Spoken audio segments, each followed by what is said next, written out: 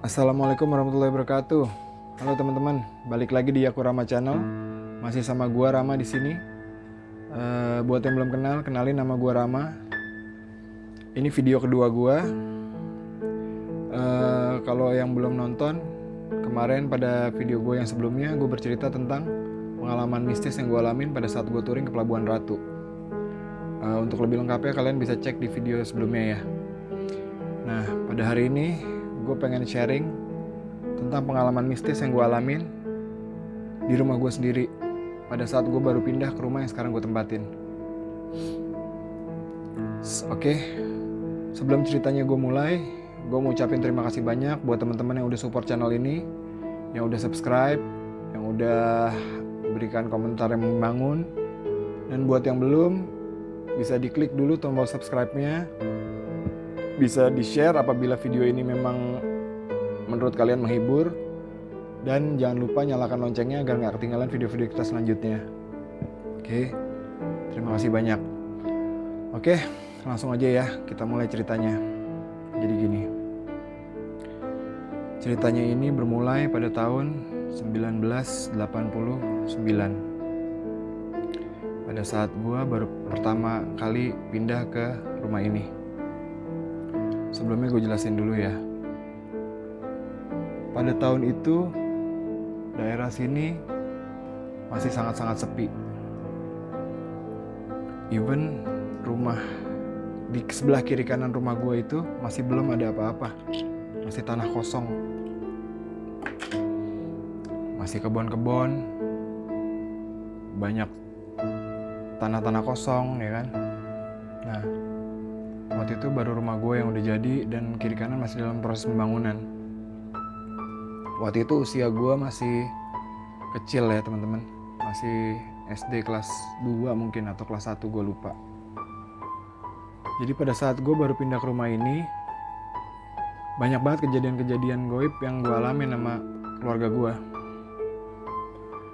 Yang paling pertama dialamin itu pada saat gue baru-baru pindah. Waktu itu gue tidur sekamar dengan kakak gue kan. Gue 2 bersaudara teman-teman. Jadi waktu itu gue masih tidur sekamar sama kakak gue karena gue masih kecil. Nah, kamar gue itu bersebelahan dengan kamar bokap nyokap gue. Terpisah.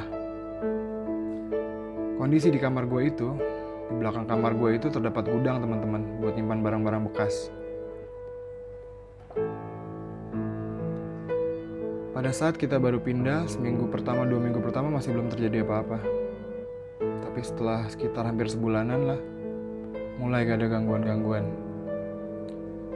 Hampir setiap malam teman-teman, sekitar jam 2, kaca jendela di kamar gue dan kakak gue itu ada yang ngetok teman-teman. Tok tok tok tok tok tok tok tok tok tok tok tok. Spontan gue takut dong sama kakak gue kan, gue nggak berani buka kordennya. Gue langsung lari ke kamar bokap. Gue ngadu ke bokap gue. Lalu bokap gue nyamperin ke kamar gue. Tapi pada saat bokap gue samperin, tidak terjadi apa-apa teman-teman. Dan teror itu berlangsung terus-menerus. Terus-menerus.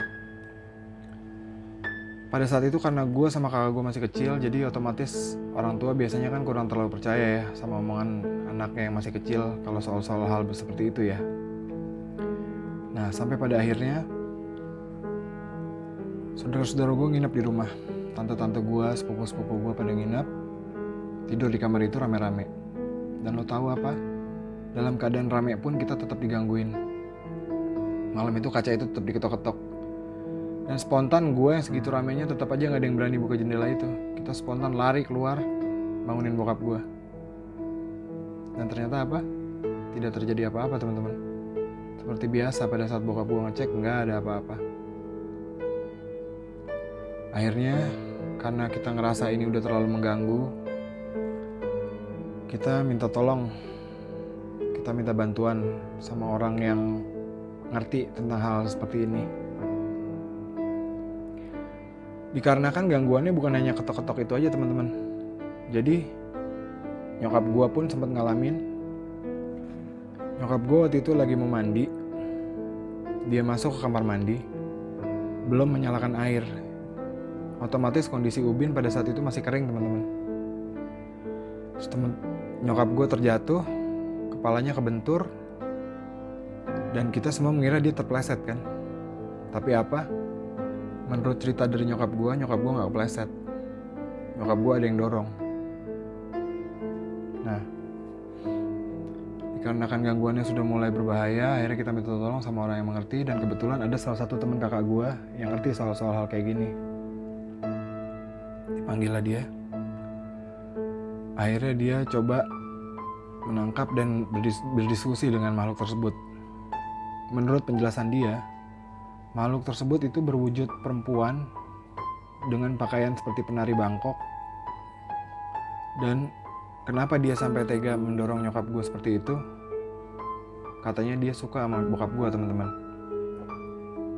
Walau alam lah, kita nggak terlalu ngerti lah ya. Pokoknya kita cuma minta biar semuanya itu disingkirin. Akhirnya ditangkaplah semuanya. Si perempuan ini ditangkap. Lalu teman kakak gue bilang sama dia, siapa lagi yang ada di rumah ini, tolong kamu ajak sekalian pergi. Dia bilang, ada satu yang di belakang, di halaman belakang, itu saya gak berani ajak pergi. Dia bilang begitu, teman-teman. Karena dia jauh lebih senior daripada saya. Wujudnya kakek-kakek tua. Namun ditanya sama teman kakak gue kan, itu mengganggu gak? Gitu. Enggak, kalau dia gak ganggu gitu. Ya udah gak apa-apa, biarin aja. Gitu. Nah, singkat cerita, akhirnya setelah dia ditangkap, dimasukin ke dalam kuku teman-teman sama temannya kakak gue. Dimasukin ke dalam kuku. Nah, entah bagaimana ceritanya, keesokan harinya kita dapat kabar kalau terlepas dari kukunya dan kemungkinan akan kembali lagi ke rumah. Jadi kita diminta untuk banyak-banyak berdoa dan banyak sholat. Nah, setelah itu teman-teman, selang waktu beberapa bulan, tahun, itu gak ada gangguan sama sekali. Sampai ada kakak gue udah mulai gede, gue juga udah mulai gede. Kakak gue waktu itu kuliah, teman-teman. Otomatis dia udah mulai sering pulang malam kan. Nah, kejadian pada saat dia pulang malam waktu itu, dia masuk ke rumah, dia melihat. Jadi di rumah gue itu ada ruang makan, teman-teman. Mejanya agak besar gitu. Itu dia ngeliat di meja itu ada orang sedang duduk rame-rame, sedang ngobrol, ketawa-ketawa. Tapi yang anehnya, mereka semua gak ada kepalanya, teman-teman. Kepalanya ada di atas meja. Bisa kebayang gak? Spontan kakak gue lari ke kamarnya, gak berani ngomong apa-apa. Nah, keesokan paginya, dia coba memastikan apakah yang dia lihat itu mungkin dia salah lihat, ilusi, halusinasi atau apa. Dia berpikir, mungkin pot bunga atau mangkok yang dia lihat. Tapi pada saat dia kembali ke situ paginya, ternyata di meja itu gak ada apa-apa, teman-teman. Kosong. Dah. Lalu selang beberapa lama, teror kembali kejadian lagi ke kakak gue, teman-teman. Waktu itu ada teman kakak gue yang sedang nginep di rumah, di kamar dia. Nah, pada saat sekitar jam 3 mungkin, teman-teman. Waktu itu lagi bulan puasa. Udah dekat-dekat sahur, kakak gue kebangun sama temennya. Jadi posisi tidur kakak gue itu ngadep ke arah jendela, teman-teman. Pada saat dia melek, karena dia belum bisa tidur, dia melek, dia ngelihat ke arah jendela. Di luar jendela itu ada orang sedang ngeliatin, dibalut perban mukanya. Mukanya dibalut perban semuanya, kayak mumi, teman-teman. Kakak gue gak berani teriak, gak berani ngomong. Dia cuma berani nyenggol temennya untuk ngebangunin temennya. Dan ternyata temennya pun tidak tidur. Temennya pun ngeliat apa yang kakak gue lihat. Akhirnya mereka menghitung sampai 3, sepakat hitungan ketiga kita lari. 1, 2, 3, lari langsung ke kamar bawah. Kabur ke kamar bokap seperti biasa, teman-teman. Akhirnya bokap gue naik ke atas ngecek.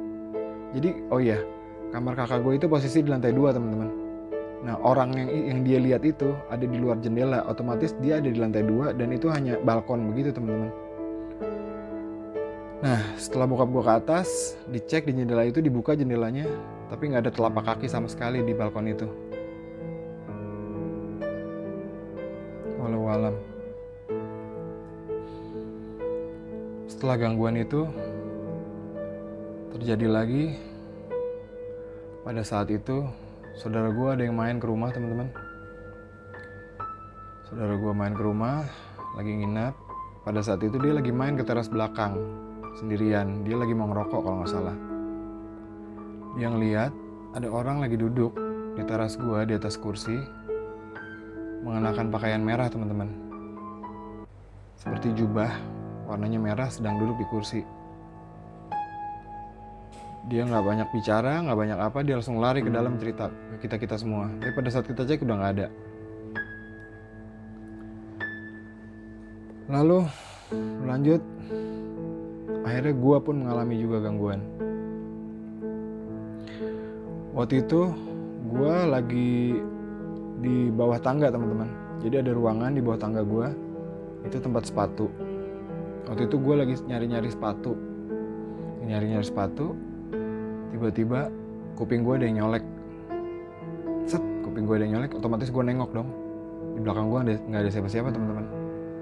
Gue coba lihat ke atas, gue naik ke atas, nggak ada orang. Gue lihat ke belakang, nggak ada orang juga. Setelah itu, nggak lama setelah itu, piano gue bunyi, teman-teman. Piano gue bunyi sendiri. Dan gue baru sadar kalau pada saat itu gue sendirian di rumah. Orang rumah semua sedang pergi. Gue lari keluar, gue main ke rumah teman gue dan gue gak berani pulang sampai orang-orang rumah gue pada pulang. Dan gangguan yang terakhir, rumah gue 3 kali kemasukan ular, teman-teman. Ya mungkin ular itu mungkin suatu hal yang biasa ya. Tapi kalau terjadinya beruntutan, kalau menurut gue sih itu agak aneh. Ular pertama gue temuin ngelilit di gagang pintu. Pada saat gue mau megang, gue kira mainan kan, teman-teman. Dia coba nyerang gue, untung gak kena. Itu yang pertama. Akhirnya gue tangkap dan gue bunuh. Karena ular itu udah menyerang, teman-teman, udah membahayakan jiwa, jadi terpaksa gue bunuh. Nah, gue bunuhnya dengan cara hanya dipukul aja dan gak gue potong kepalanya. Gue buang. Selang beberapa hari ada ular lagi. Kali ini ngumpet di balik kulkas. Jadi pada saat gue lagi buka kulkas, kepalanya nongol dari belakang kulkas, teman-teman. Akhirnya gue tangkap lagi, gue bunuh lagi. Dan ular yang ketiga itu nyokap gue yang nemuin. Pada saat nyokap gue lagi beberes rumah, ular itu ngelingkar di bawah bantalan kursi, teman-teman. Pada saat bantalan kursinya diangkat, ada ular lagi ngelingkar di situ. Nah, setelah kejadian ular pertama dan kedua dan ular yang ketiga, gue baru inget pernah ada orang yang bilang ke gue kalau ngebunuh ular itu harus dipotong kepalanya dan dipisahin, ngebuangnya nggak boleh barengan dan kepalanya harus dihancurin. Ya gue nggak terlalu ngerti sih ya itu bener apa enggak, cuma ya udah gue ikutin aja lah karena ini udah berulang kali kan, teman-teman. Dah. Setelah kejadian ular yang ketiga itu, kita akhirnya meminta bantuan orang yang mengerti lagi, teman-teman. Kali ini bukan teman kakak gue, tapi om gue sendiri yang kita panggil. Lalu akhirnya beliau bersedia datang. Dia bilang kalau yang mengganggu di rumah gue itu memang kebanyakan dari tanah-tanah kosong sekitaran rumah gue, teman-teman. Mereka main, ada yang nyasar, tapi ada juga yang memang kiriman orang. Ya walau alam ya, teman-teman ya. Singkat cerita, akhirnya rumah gue dibersihin sama om gue, didoain, lalu kita ngadain tahlilan kecil-kecilan, kita ngadain selamatan, dan alhamdulillah setelah itu udah gak pernah ada lagi gangguan seperti itu, teman-teman. Gue bersyukur banget. Ya itulah yang gue alamin, dan itu berlangsung selama bertahun-tahun, teman-teman. Tapi alhamdulillahnya sekarang udah gak pernah ada lagi. Ya, itu aja ceritanya, teman-teman. Mudah-mudahan menghibur ya. Mudah-mudahan menghibur. Dan kalau emang kalian suka bisa di-share ke teman-temannya. Oke? Gitu aja. Oh iya, kalau ada komentar atau kritik atau saran bisa ditulis di kolom komentar di bawah. Dan gue sangat berharap itu karena bisa ngebangun dan bisa membuat channel gue jadi lebih baik lagi ke depannya, teman-teman. Terima kasih banyak buat yang udah support, yang udah ngedukung terus channel ini. Jangan lupa ikutin terus video-video kita selanjutnya. Assalamualaikum warahmatullahi wabarakatuh.